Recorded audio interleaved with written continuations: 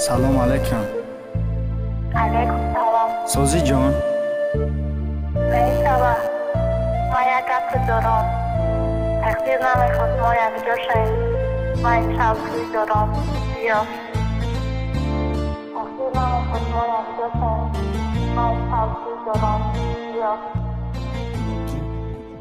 ثبتی آواز از دام پرودکشن. بر من برسات نکه فکری رفتن ما بعد کی مسجدم نکه فکری خونه بردن ما لرزه گرفت بدن ما او زنگ زد که توی دارم بخشش گفتم مسلم تبریک داد نمیتونم چشمای پری آب نفسم غلطیدک درون مگه که چیز بین مونده بدک دروغ حرامی کسافت خرسنده امروز توی داره با مده زنگ زده در تویش دواتم داره اگر که می آمدم توش نتوید بیران میشید سبب خوشبختی دازی شیشه دستم شید که با جایی خانه تا راست طرفی مای خانه که هیچ که نبینه سوختن من نگن دیوانه من بگانه در تو به انصاف مای دیوانه دود بکلشگاه شکاف هوا باشه گریان خنده ای مجبوریم فی خانه دل قامتی خمشگاه ریختگی بازی پیش چشمم خنده افسان نویش یادم نمیره و بطل علگویش با جانگویش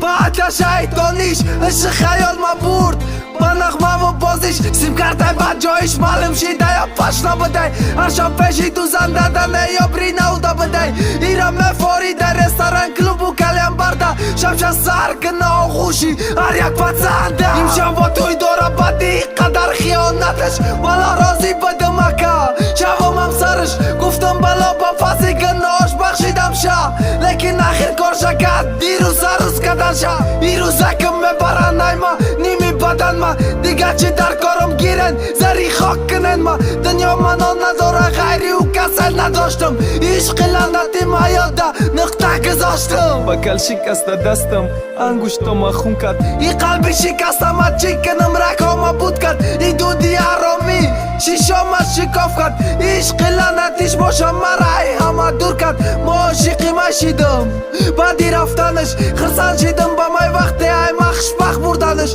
مرا مای زدن نگن میدانن که گناه کاره کیازی دیلی بچارم ای دنیا بزاره تقدیر نمیخواد ما